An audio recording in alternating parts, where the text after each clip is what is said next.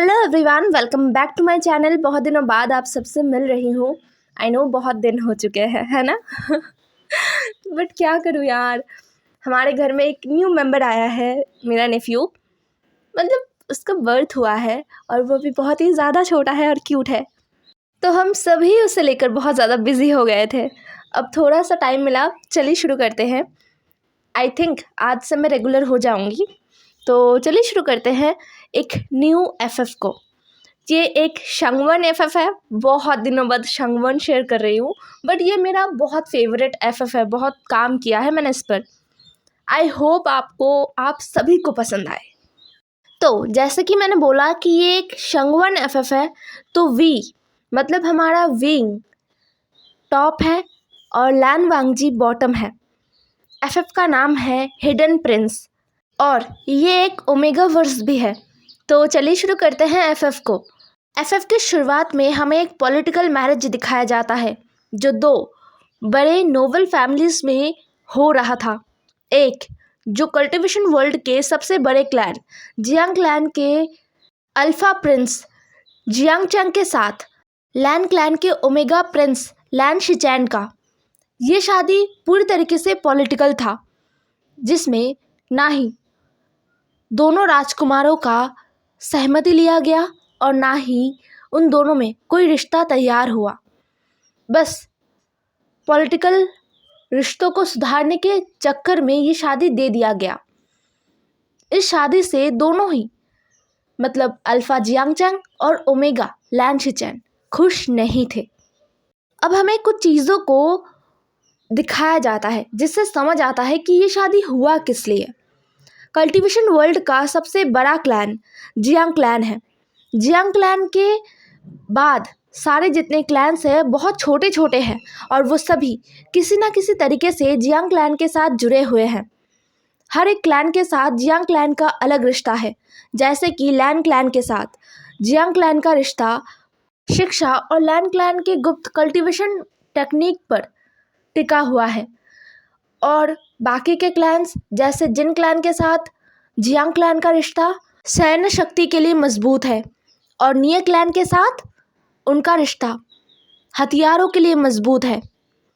ऐसे ही हर एक छोटे क्लैन के साथ जियांग क्लैन का अलग अलग तरीके से रिश्ता बनाया गया है, जिससे जियांग क्लैन इनडायरेक्टली इन सारे छोटे क्लैन पर कंट्रोल करता है। जियांग क्लैन का क्लैन लीडर महाराज जियांग फैमिया है, जो एक बहुत ही अच्छा राजा साबित हुए, जिन्होंने जियांग क्लैन को इस मुकाम पर लेकर आए। सिर्फ उन्होंने नहीं, पीढ़ी दर पीढ़ी जियांग क्लैन के हर एक राजा के पास एक अलग ही क्षमता होता है। वो लोगों को अच्छे से नियंत्रण करना जानते हैं। यही जियांग क्लैन का सबसे बड़ी खासियत है। जियांग क्लैन में बहुत ही गुप्त चीज़ें होते हैं जो लोगों के सामने लाया नहीं जाता, जिनके बारे में हमें धीरे धीरे पता चलेगा। अब हम इस पॉलिटिकल मैरिज पर आते हैं, जिसके लिए बहुत सारे क्लैन्स जैसे कि जिन क्लैन, निये क्लैन, शू क्लैन, मो क्लैन, सारे क्लैन्स ने अपने अपने राजकुमारी और राजकुमारों को तैयार किया था राजकुमार जियांगचंग के सामने ले जाने के लिए, राजकुमार जियांगचंग के साथ उनका जो शादी का प्रस्ताव है वो देने के लिए। लेकिन अंत में महाराज जियांग फैमिया लैन क्लैन के प्रस्ताव को सहमति देते हैं, लैन क्लैन के प्रस्ताव को ही मानते हैं। लेकिन राजकुमार जियांगचंग इस प्रस्ताव को मान नहीं पाए थे। वजह बहुत ही साफ है, क्योंकि वो एक तो राजकुमार लैन शिचैन को पहचानते नहीं हैं और राजकुमार जियांगचंग बहुत ही ज़्यादा गुस्सैल और चिड़चिड़ा स्वभाव के हैं। उन्हें वो चीज़ें पसंद नहीं जो उनसे ज़बरदस्ती करवाया जाए। ये शादी भी उनसे ज़बरदस्ती उनके मर्ज़ी के बिना करवाया जा रहा था, ये भी एक वजह था। और दूसरा सबसे बड़ी वजह वो है कि राजकुमार लैन शिचैन राजकुमार जियांगचंग से बड़े हैं उम्र में। ये राजकुमार जियांगचंग को पसंद नहीं आ रहा था। एक ओमेगा हमेशा अल्फा से उम्र में छोटा होना चाहिए, लेकिन यहाँ पर राजकुमार जियांगचंग का ओमेगा ये तो उनसे बड़ा है, शायद उनसे उम्र में 5 साल बड़ा होगा। हालांकि राजकुमार जियांगचंग ये बात ना ही अपनी माँ और ना ही अपनी बाबा दोनों से ही वो कह नहीं पाए, क्योंकि इन दोनों से ही वो डरते हैं। ये शादी हो चुका है। राजकुमार जियांग चैंग और राजकुमार लैन शिचैन का शादी हो चुका है। जियांग चैंग जो लैन क्लैन के मेन गेट के पास खड़ा था और उसके सामने कुछ ही दूरी पर राजकुमार लैन शिचैन खड़े थे। शिचैन जो अपने अंकल के सामने चुपचाप अपना सर झुकाए खड़ा था। उसके चेहरे पर कोई एक्सप्रेशन नहीं था और ना ही वो रो रहे थे। वो बहुत शांत दिख रहे थे, लेकिन उनके चेहरे पर एक उदासी फिर भी भांपा जा सकता था। लैन कुरैन शिचैन के सर पर अपना हाथ रखते हैं और कहते हैं, शिचैन, अपनी आने वाली ज़िंदगी में हमेशा अपनी सूझबूझ से काम लेना। अब तुम एक नए परिवार में जा रहे हो, उन्हें अपनाओ और उनके साथ खुशी से रहो। शिचैन ने बस अपना सर हमें हिला दिया था। फिर उसने एक बार आसपास देखा। शायद वो किसी को ढूंढ रहा था, लेकिन उसके नज़रों के आसपास वो इंसान नहीं आया। जिसे देखकर शिचैन एक गहरा सा ब्रीथ लेता है और तुरंत पीछे मुड़ जाता है और जाके बग्गी में बैठ जाता है। उसके बैठने के बाद जियांग चैंग एक बार आसपास देखता है और वो अपने घोड़े पर बैठ जाता है। फिर जियांग फैमिया और लैन कुरैन एक दूसरे को गले लगाते हैं। जियांग फैमिया कहते हैं, कुरैन, काफ़ी सालों से हम ये चाहते थे कि हमारा एक पारिवारिक रिश्ता हो और वो भी आज हो चुका है। मैं बहुत ज़्यादा खुश हूँ। लैन कुरैन कहते हैं, हाँ, मैं भी बहुत ज़्यादा खुश हूँ। फिर जियांग फैमिया लैन कुरैन से अलविदा कह के उठ जाते हैं अपने घोड़े पर और निकल आते हैं वहाँ से। उनके साथ एक बड़ा सेना आया था जो उनके हर एक कदम को बहुत रॉयल दिखा रहा था। दिखना भी चाहिए। ये जियांग फैमिया है, कल्टीवेशन वर्ल्ड के सबसे बड़े क्लैन के महाराज, और उनके बेटे का शादी है, तो वैसा ही हो रहा था। धूमधाम से शादी करवाया गया था, लेकिन सिर्फ शायद जिन्होंने शादी किया उनके दिल में कोई खुशी नहीं था। लैन शिचैन पहली बार लैन क्लैन से बाहर आ रहे थे। अपनी 25 साल की उम्र में ये पहली बार है जब वो लैन क्लैन से बाहर आ रहे हैं। हाँ, सुनने में अजीब ज़रूर है, एक ओमेगा जो 25 साल तक अपने क्लैन में ही था, इतने उम्र तक किसी ओमेगा का बिना शादी किए रहना बहुत अजीब है, बहुत ही ज़्यादा। लेकिन लैन शिचैन के लिए ये अजीब नहीं था। उन्होंने सोच लिया था कि वो शादी नहीं करेंगे। हालांकि ये उम्र भी ज़्यादा नहीं है। नोबल फैमिलीज़ में 20 से 25 साल की उम्र में ही ओमेगास को शादी के लिए तैयार किया जाता है, क्योंकि हर एक नोबल फैमिली के ओमेगास को हर तरीके से तैयार किया जाता है।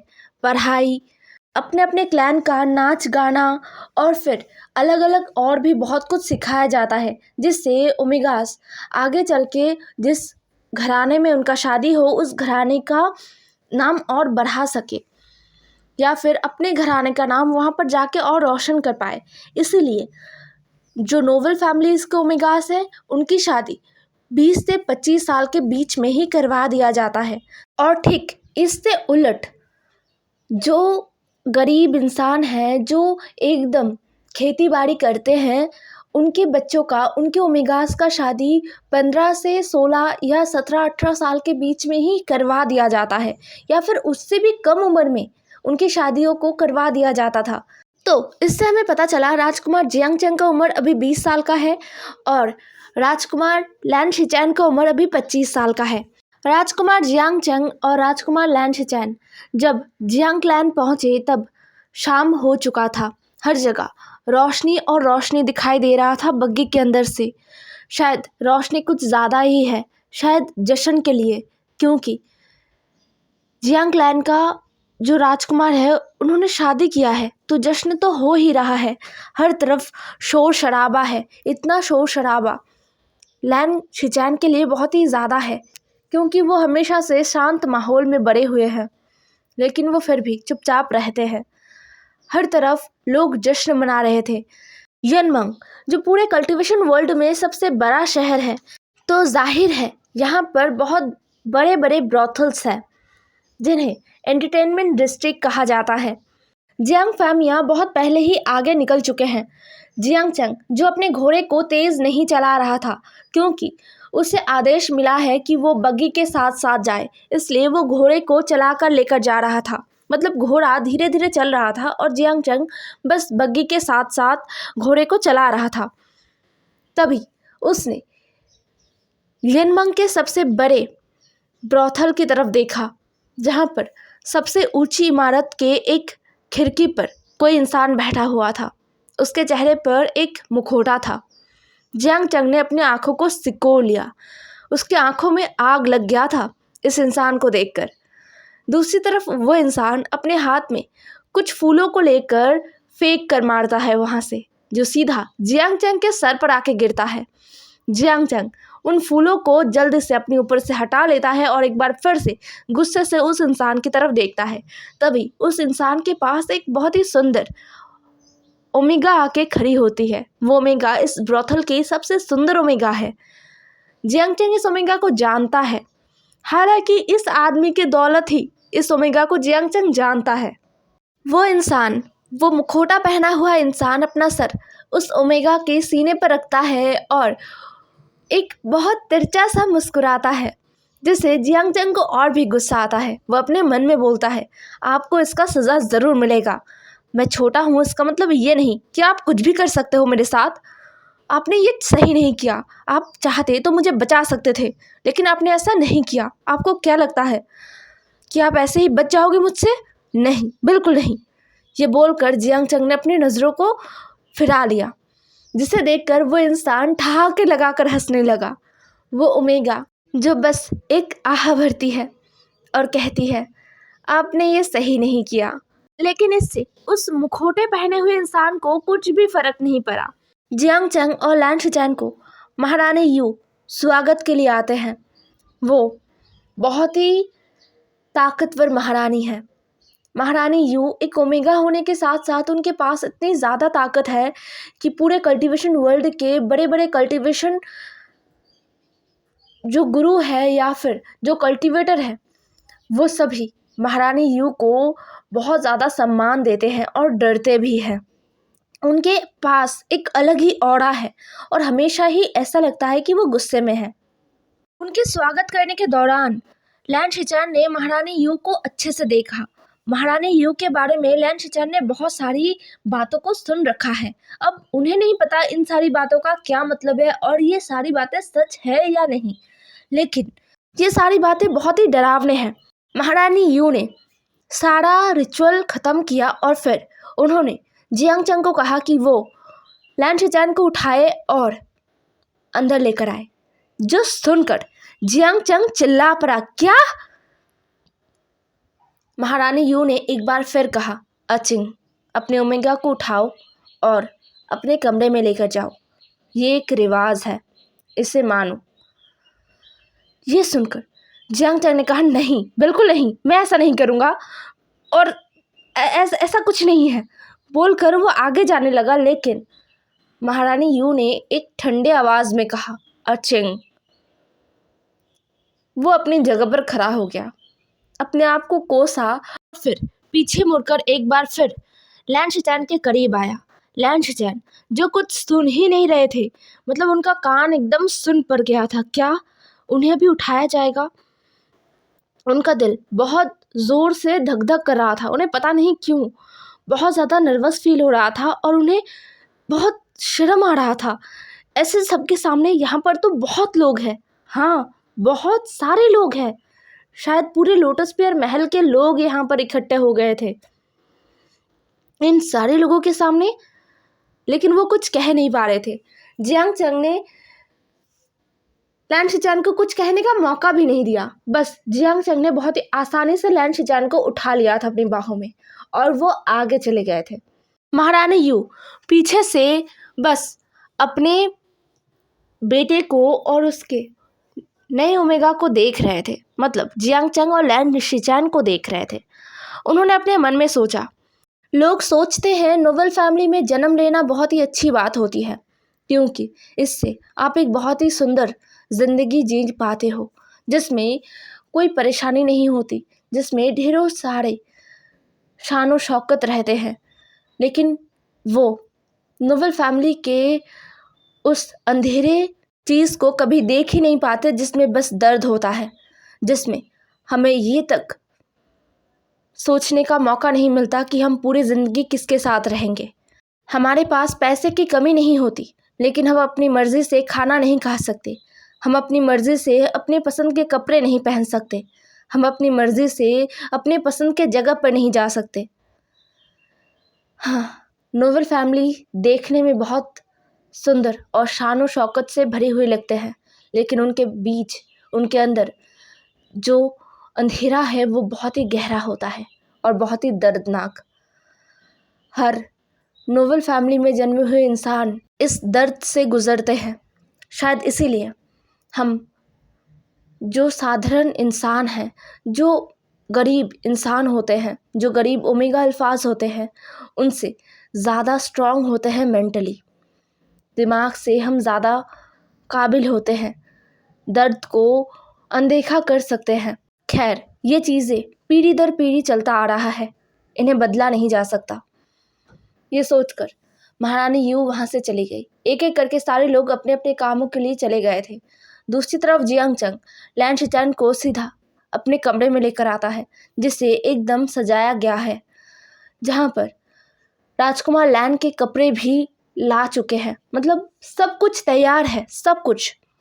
और कमरे को फर्स्ट नाइट के लिए भी एकदम तैयार किया गया था, जिसे देखकर जियांगचंग को बहुत गुस्सा आया, लेकिन उसने अपने गुस्से को दबाया। उसे पता है वो गुस्सा नहीं कर सकता, लेकिन सच में उसे समय की ज़रूरत है। बहुत सारा ना हो तब भी चलेगा, लेकिन उसे थोड़ा सा वक्त चाहिए अपने आप के लिए, अपने आप को ये समझाने के लिए कि हाँ, ये उसका नसीब है और उसे अपनी किस्मत को बस मानकर चलना होगा।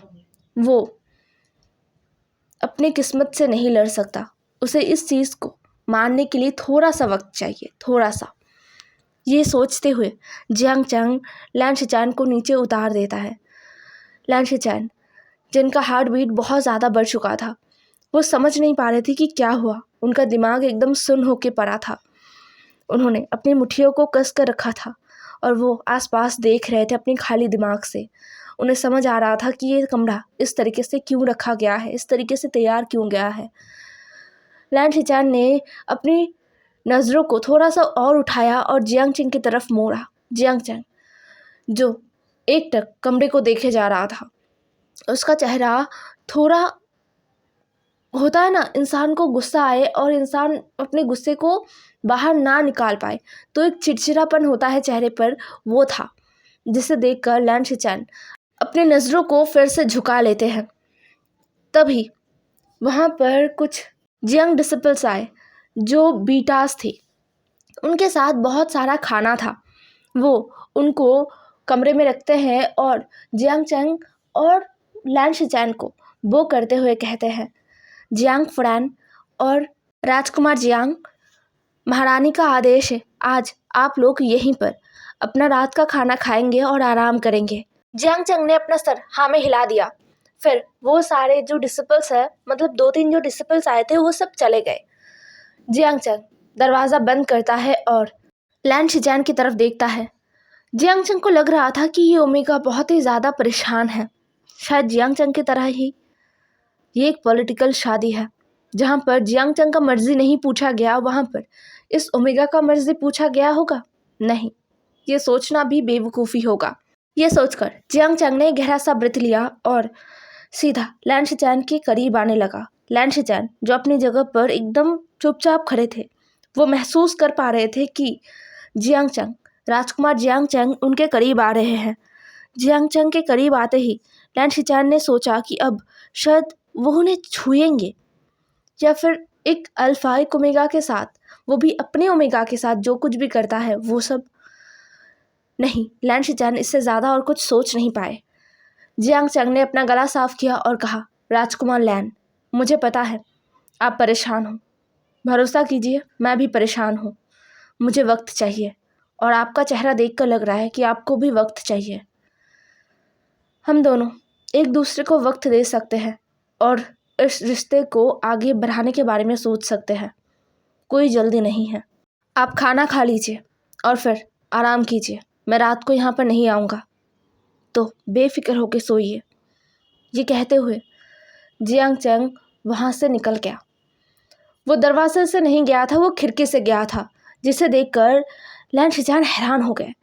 वो एक ऐसे क्लैन में पले बड़े हैं जहाँ पर ये सब कुछ फॉरबिडन है, ये सब कुछ एक तरीके का गुनाह है जिसके लिए उन्हें सज़ा मिल सकता है। उन्होंने कभी भी ऐसा कुछ किया भी नहीं है, खिड़की से बाहर जाना नहीं, लेकिन ये सब उनके सामने अचानक से ही हो गया। वो कुछ देर हैरानी से देखते हैं और फिर अपने आप को शांत करते हैं। उन्हें बहुत भूख लगा है, कल रात से वो उन्होंने कुछ भी नहीं खाया था, कुछ नहीं।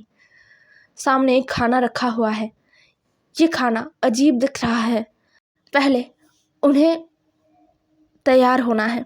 उन्होंने आसपास देखा और उन्हें बाथ एरिया मिल गया। वो वहाँ पर जाते हैं जहाँ पर मेडिसिनल बाथ रेडी कर दिया गया था और पानी भी बहुत अच्छे से गर्म था। लैन शिचान एक अच्छा सा बाथ लेते हैं जिससे उनका थकान एकदम चला गया था, उनका दिमाग धीरे धीरे खुल रहा था। अब बस उनके दिमाग में ये चल रहा था कि उन्हें यहाँ पर सरवाइव करना है। उन्हें नहीं पता राजकुमार जियांग चैंग कैसे इंसान हैं, लेकिन जितना भी वो समझ चुके हैं, मतलब ये थोड़ी सी बात जो राजकुमार जियांग चैंग ने अभी अभी लैन शिचान से किया है, उससे लैन शिचान ये कह सकते हैं कि राजकुमार जियांग चैंग ओमेगास को रिस्पेक्ट करते हैं, उनका सम्मान करते हैं। इससे उनके दिल में थोड़ा सा जो उम्मीद का किरण है ना, वो दिखाई दिया कि हाँ शायद वो यहाँ पर रह सकते हैं। उन्हें बस सब कुछ शांति से परखना होगा, अपने आप को शांत करना होगा और यहाँ के चीज़ों के साथ ढलना होगा। इसके अलावा उनके पास कोई चारा नहीं है। फिर उन्होंने अच्छे से बाथ लिया और खाना खाया। खाना उन्हें बहुत अच्छा लगा, हालांकि ये बहुत तीखा है, लेकिन ऐसे खाने उन्होंने कभी नहीं खाया। लैन क्लैन में ऐसा खाना नहीं बनता। फिर वो चले गए सोने के लिए। राजकुमार जियांग चैंग जो गए नहीं थे, मतलब जियांग चैंग खिड़की के पास था, खिड़की से थोड़ा दूर जहाँ से राजकुमार लैन शिचान उन्हें ना देख पाए। जियांग चैंग बस खिड़की से थोड़ा दूर बैठकर देख रहा था कि ये ओमेगा करता क्या क्या है। जियांग चैंग लैन शिचान का हर एक एक्सप्रेशन देख रहा था। वो बहुत ही हैरान था कि कोई खाने को इस तरीके से क्यों खाएगा, कि ये ज़्यादा तीखा है, लेकिन वो तो ज़्यादा तीखा खाता भी नहीं है। ये सोचते हुए वो छत पर लेट गए और आसमान को देखने लगे जहाँ पर चांद आधा था, बहुत सारे तारे टिमटिमा रहे थे। वहीं जियांग क्लैन में एक और इंसान था जो चांद को देख रहा था, लेकिन वो इंसान अपने घर में अपने बिस्तर पे लेटा हुआ खिड़की से चांद को देख रहा था। उसके आंखों में आंसू थे, वो सोने की कोशिश कर रहा था लेकिन उसे नींद नहीं आ रहा था।